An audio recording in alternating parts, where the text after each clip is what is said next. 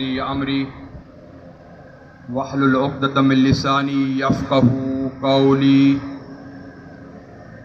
اعوذ باللہ السمیع العلیم من الشیطان اللعین الرجیم بسم اللہ الرحمن الرحیم الحمد للہ رب العالمین الصلاۃ والسلام علی اشرف الانبیاء والمرسلین سیدنا و نبینا و شفیع ذنوبنا و طبیب قلوبنا و مولانا علی ابا القاسم محمد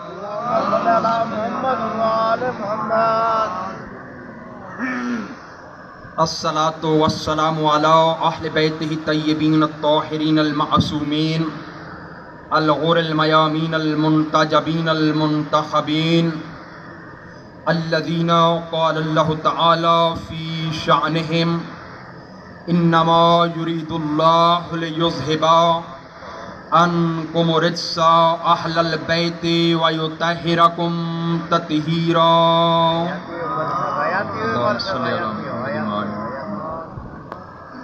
ورحمة الله على أحبابهم وأصحابهم وشيعتهم ومواليهم أجمعين ولعنت اللہ علی اعدائهم ملعونین من یوم عداوتهم الى یوم الدین.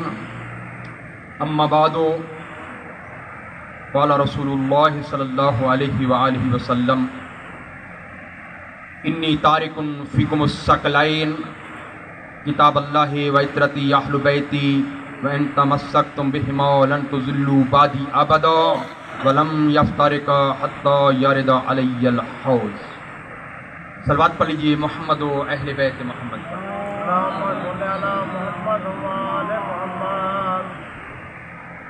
سامعین،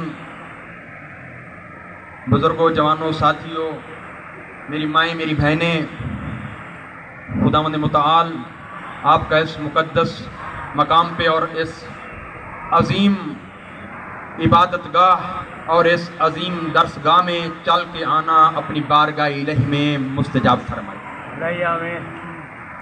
اور آپ کو قدم قدم پہ بلند درجات عطا فرمائے. میں پہلے دن سے عرض کر رہا ہوں، ممکن ہے کوئی شخص خانہ خدا کا طواف کرتا ہو، خانہ خدا کا طواف کرتے ہوئے اس کا ذہن کسی اور دنیا کی طرف ہو، لیکن یہ واحد عظیم عبادت ہے مجلس حسین کہ جس میں عزادار بیٹھ کے یا قرآن کا ترجمہ سن رہا ہوتا ہے یا فرمان معصوم سن رہا ہوتا ہے.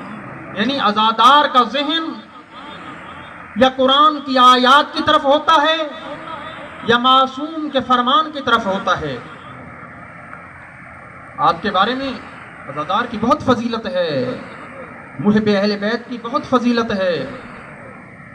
جب ایک مرتبہ صلوات پڑھ لیں محمد و آل محمد پر.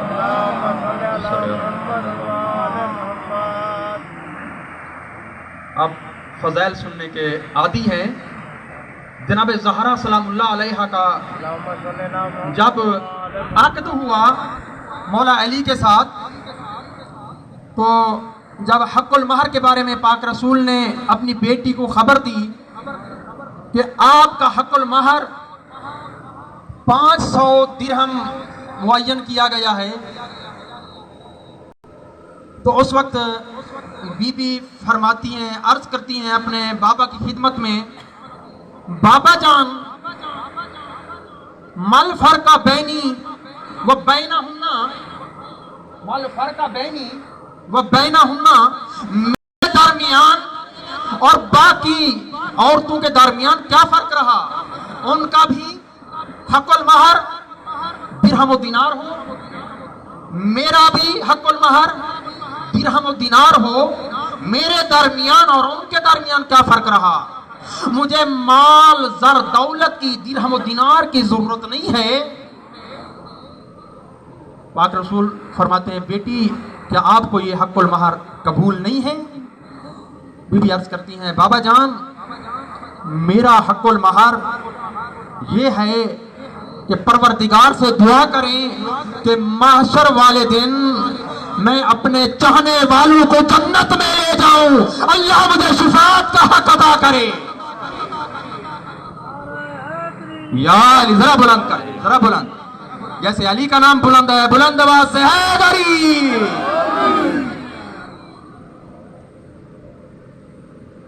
پروردگار نے بارگاہ الہی میں ہاتھ اٹھائے اور پھر فرمایا، اے زہرا بیٹی، اللہ نے تجھے حق المہر عطا کر دیا ہے، روز محشر جتنا چاہے تو شفاعت کر سکتی ہے۔ فاطمہ کیسے کہتے ہی اسے ہیں جو اپنے چاہنے والوں کو جنت میں لے جائے، اسے فاطمہ کہتے ہیں۔ فاطمہ کا معنی یہ ہے اپنے چاہنے والوں کو جنت میں لے جانا، فاطمہ کہلاتا ہے۔ زہرا کی ہم تسبیح پڑھتے ہیں نا نماز کے بعد۔ نماز فلسفہ ہے بندگی خدا کا۔ نماز یہ فقط قیام سے، تکبیرۃ الاحرام سے اللہ اکبر شروع کیا، قیام، قرات، رکوع، سجود، یہ ذکر اپنی جگہ، یہ فقط پریکٹس کا نام نماز نہیں ہے۔ بندگان خدا خشوع اور خضوع کی حالت میں اللہ کی بندگی خلوص نیت کے ساتھ کرنے کا نام نماز ہے۔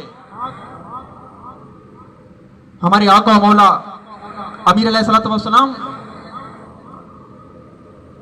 فقط امیر علیہ الصلوۃ والسلام بلکہ 14 معصومین علیہ الصلوۃ والسلام، ان کو اپنی عبادت میں دیکھیں، ان کو تقوی میں دیکھیں، ان کو زہد میں دیکھیں، ان کو شجاعت میں دیکھیں، ان کو سخاوت میں دیکھیں۔ یہ اپنی مثال آپ ہیں، ان کا کوئی ثانی نظر نہیں آتا۔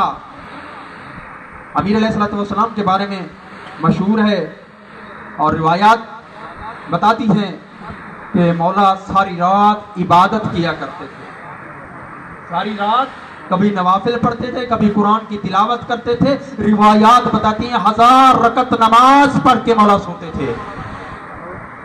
ایک دن ایک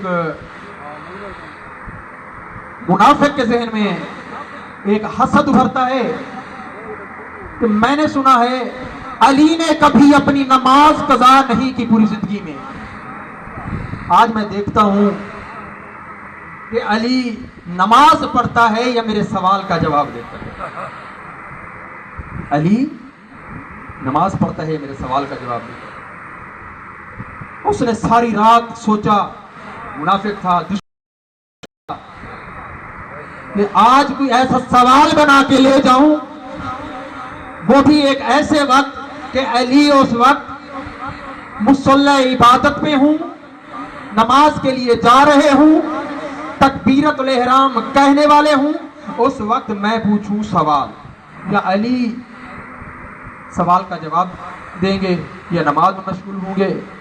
ادھر سے علی کے بارے میں مشہور ہے کہ نماز کبھی قضا نہیں کی، ادھر سے سلونی قبلہ ان تفقدونی کے دعوے کہ اے پوچھو جو کچھ مجھ علی سے پوچھنا چاہتے ہو قبل اس کے کہ میں اس دنیا سے چلا جاؤں، آپ کے درمیان سے چلا جاؤں۔ تو اس منافق نے سوال پیدا کیا، آیا امیر علیہ الصلوۃ والسلام مصلی عبادت پہ نماز کے لیے کھڑے ہوتے ہیں، تکبیرۃ الاحرام کے لیے ہاتھ بلند کرتے ہیں؟ اس کا سوال یہ تھا کہ امیر علیہ الصلوۃ والسلام سے پوچھوں گا کہ اس دنیا میں کون سی چیز بچے دیتی ہے اور کون سی چیز انڈے دیتی ہے؟ مولا گننا شروع کر دیں گے، کاؤنٹ کرنا شروع کر دیں گے، وہ وقت لگ جائے گا یا نماز رہ جائے گی۔ اگر نماز پڑھیں گے تو دعویٰ سلونی کا رہ جائے گا۔ تو جیسے ہی مولا امیر علیہ الصلوۃ والسلام نے تکبیرۃ الاحرام کے لیے ہاتھوں کو کانوں کے نزدیک لے کے جاتے ہیں، ادھر سے منافق کاندھے پہ ہاتھ رکھتا ہے، اے حیدر کرار، علی مرتضی، آج میرے سوال کا جواب دے کے نماز شروع کرنا. مولا فرماتے ہیں سوال کر منافق. یہ سوال کرتا ہے دنیا میں کون سی چیز بچے دیتی ہے, کون سی چیز انڈے دیتی ہے. امیر کائنات فرماتے ہیں جن کے کان باہر ہیں وہ بچے دیتے ہیں, جن کے کان اندر ہیں وہ انڈے دیتے ہیں. اللہ اکبر.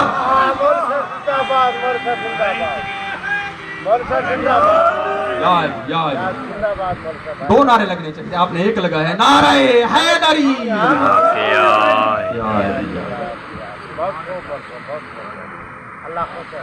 یہ ہے بندگی خدا, یہ ہے علم. ہمارے معصومین بچپن سے علم لدنی کے مالک تھے. علم کسبی نہیں تھا ان کے پاس, علم وہابی تھا, اللہ کی طرف سے عطا کیا ہوا علم تھا ان کے پاس. خواب کوئی اور دیکھے جواب یہ دیتے ہیں, خواب کوئی اور دیکھے جواب یہ دیتے ہیں. ایک مرتبہ امام رضا علیہ السلام, کیونکہ میں مشہد میں ہوتا ہوں, میں ادنا سا طالب علم ہوں حوزے کا, جو مجھے تقریباً کوئی 8-10 سال ہو گئے ہیں مشہد مقدس میں امام رضا علیہ السلام کے جواہر میں, ان کے قدموں میں علم حاصل کرنے کا, ان کے چوکٹ پہ. تو حق بنتا ہے ان کا بھی ایک مختصر سا واقعہ فضیلت کا میں عرض کروں. خواب کوئی اور دیکھے جواب یہ ہستیاں دیتے ہیں. ایک مرتبہ ہمارے 8ویں امام مدینے سے جب ان کو بلایا گیا ولائے عہدی کے لیے, تو معروف سے گزر ہوتا ہے, معروف سے گزر ہوتا ہے. وہاں پہ مولا مسجد میں چھٹے کرتے ہیں, مسجد میں بیٹھتے ہیں, لوگ آتے ہیں مولا سے استفادہ کر رہے ہیں, مولا سے سوال کرتے ہیں, مولا جواب دیتے ہیں. اور ایک شخص نے ایک خواب دیکھا ہوا تھا شاہ صاحب کہ ایک مسجد ہے, پاک رسول تشریف فرما ہے. یہ بندہ مریض تھا, یا روایت بتاتی آنکھوں سے نبینا تھا, یا جس بیماری میں بھی مبتلا تھا.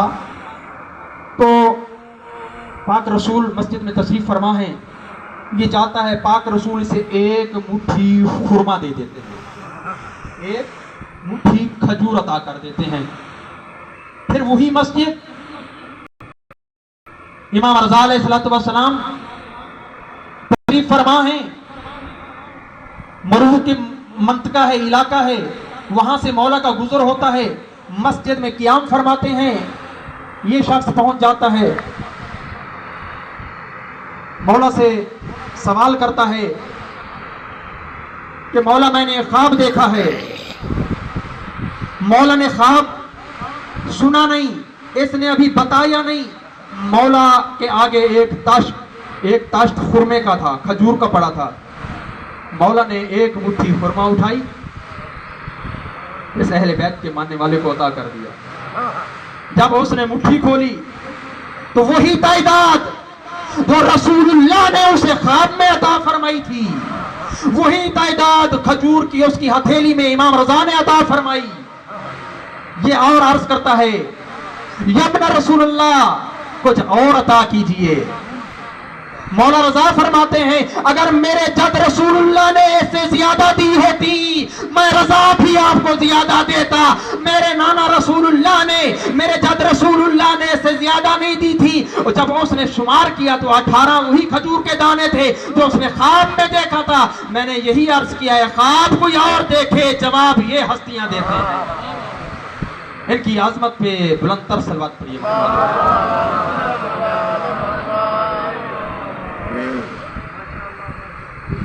وقت کے دامن میں گنجائش نہیں ہے, میں اپنے موضوع کی طرف آؤں. میرا موضوع چل رہا تھا کہ صلح امام حسن علیہ السلام اور قیام امام حسین علیہ السلام کے حوالے سے میں نے تمام معروضات آپ کی خدمت میں بیان کیے ہیں. صلح کے اور قیام کے اسباب اور علل بھی اور زمانے کے تقاضے بھی. اگر کوئی امام کسی کے ساتھ صلح کرتا ہے تو بھی مصلحت خدا کے تحت, اگر کوئی امام کسی کے ساتھ کسی کے خلاف قیام کرتا ہے تو مصلحت الہی کے تحت, حکم خداوند متعال کے تحت.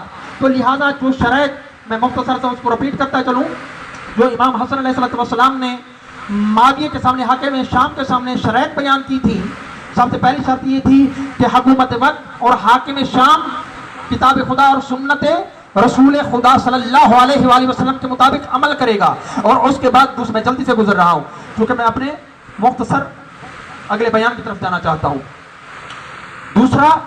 دوسری مولا کی شرط یہ تھی کہ اگر بالفرض میرے اوپر کوئی حادثہ پیش آ جاتا ہے تو خلافت حقیقی کا منصب امام حسین علیہ السلام کی طرف منتقل ہوگا، نہ کہ یزید کے لیے زمین ہموار کی جائے گی. اور تیسری شرط مولا حسن کی یہ تھی معاویہ کے ساتھ، حاکم شام کے ساتھ، کہ اگر اس وقت بیت المال میں جتنا بھی بیت المال میں خزانہ ہے وہ سب کا سب اہل بیت کے ماننے والوں کو دیا جائے گا.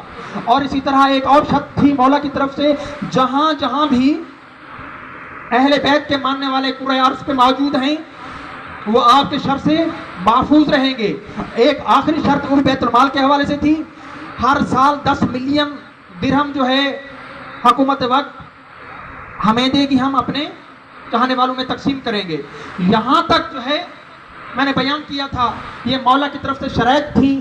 دراصل فتح اس کی ہوتی ہے جس کی طرف سے شرائط پیش کیے جائیں. معاویہ نے تو ایک سفید پیپر امام کی خدمت میں بھجوایا تھا کہ امام جو بھی شرط لکھ دے میں قبول کرنے کے لیے تیار ہوں. جب امام نے شرائط بیان کر دیے، لکھ دیے، معاویہ نے بھی سائن کر دیے، تو جب یہ شخص آیا، اب دیکھنے کی بات یہ ہے کہ اس شرائط کے مطابق عمل بھی ہوا ہے یا نہیں. بات یہاں تک اس لیے میں لے آیا ہوں کہ آیا اس قرارداد کے مطابق، اس قول نامے کے مطابق عمل بھی ہوا ہے یا خالی نام کی صلح تھی. امام کی طرف سے تو خالصتاً للہ صلح تھی مصلیت الہی کے تحت، لیکن حاکم شام ایک مکار، فریبکار، دھوکے باز انسان تھا جس نے ظاہراً اسلام کا لبادہ اوڑے ہوئے تھا لیکن باطن میں مکار تھا. جب یہ پہنچتا ہے مقام نخیلہ پہ، یاد کر لیجئے، مقام نخیلہ پہ پہنچتا ہے تو اس وقت ایک خطبہ دیتا ہے، لوگوں کو خطبہ دیتا ہے.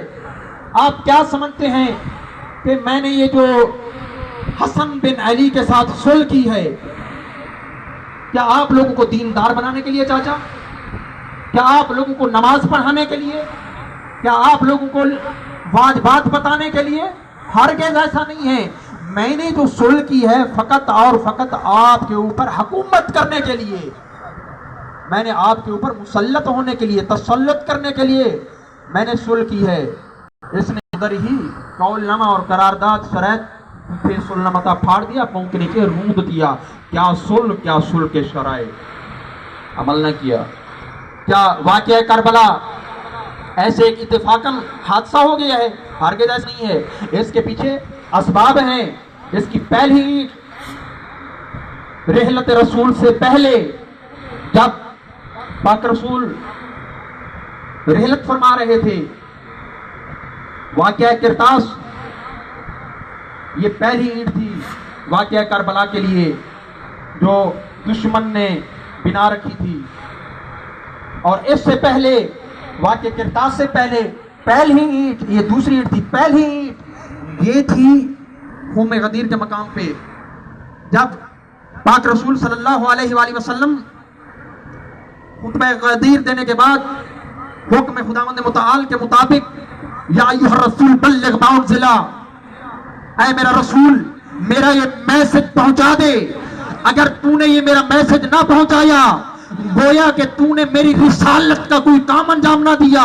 یہ اللہ کی طرف سے آرڈر تھا اور ساتھ نوٹس بھی تھا. اگر آپ نے یہ میرا پیغام نہ دیا گویا تیری رسالت انجام ہی نہیں پائی. پاک رسول نے مولا علی کی ولایت کا اعلان فرمایا، من کنت مولا فاضل مولا. یہ واقعہ غدیر کے منکر اور منافقین نے جنہیں انکار کیا ہے انہیں دراصل کربلا کے لیے پہلی اینٹ رکھی ہے. اس واقعے میں حارث ابن فہری کا آپ نے واقعہ سنا، مشہور واقعہ. میں مختصر فقط یاداوری کے لیے عرض کرتا چلوں کہ جب کچھ منافقین نے یہی کہا کہ یہ آپ کی طرف سے ہے یا اللہ کی طرف سے ہے، پاک رسول نے فرمایا یہ اللہ کی طرف سے ہے، اللہ کے حکم کے مطابق ہے. تو ان میں سے ایک نعمان بن فارس حاری بھی تھا. تو اس نے کہا کہ اگر اللہ کی طرف سے ہے تو میرے اوپر عذاب نازل ہو. توجہ میری طرف رہے, ایک بس صلوات پڑھ لیں محمد والے محمد پر. توجہ میری طرف رہے. حارث فہری نے کہا اگر اللہ کی طرف سے میرے اوپر عذاب نازل ہو تو ایک آسمان سے کنکر گرتا ہے, اس شخص کے سر میں لگتا ہے اور نیچے سے گزر جاتا ہے, یہ منافق وہیں پہ واصل جہنم ہو جاتا ہے. اور پہلی اینٹ کربلا کی یہیں سے ہے, اور دوسری اینٹ رحلت رسول سے پہلے واقعہ کرتاس ہے, اور تیسری اینٹ سقیفہ ہے, اور چوتھی اینٹ کربلا کے لیے زمین ہموار کرنا. اور واقعہ اور حادثہ کربلا اچانک نہیں ہوا, اس کے لیے زمین ہموار کی گئی تھی. اس کی چوتھی اینٹ جنگ صفین ہے, اس کی پانچویں اینٹ جنگ جمل ہے, جو ام المومنین کی مہربانیوں کا نتیجہ ہے. یہ زمین ہموار کی گئی تھی, اچانک کربلا کا واقعہ رونما نہیں ہوا. بس عزت بھی بڑی تھی تو مصیبت بھی بڑی. وقت کے دامن میں گنجائش نہیں, بس چند جملے مصائب کی آپ کی زحمت تمام. تھوڑا سا فاصلے پہ تھا امام حسین کا کاروان کربلا سے, تھوڑا سا فاصلے پہ تھا, اور اس سے پہلے امام نے اپنے قاصد کو کوفیوں کے دعوت ناموں کی وجہ سے, دعوت کی وجہ سے مسلم بن عقیل کو, اپنے چچا زاد بھائی کو روانہ کرتے ہیں کوفے میں جا جائزہ لے. کوفے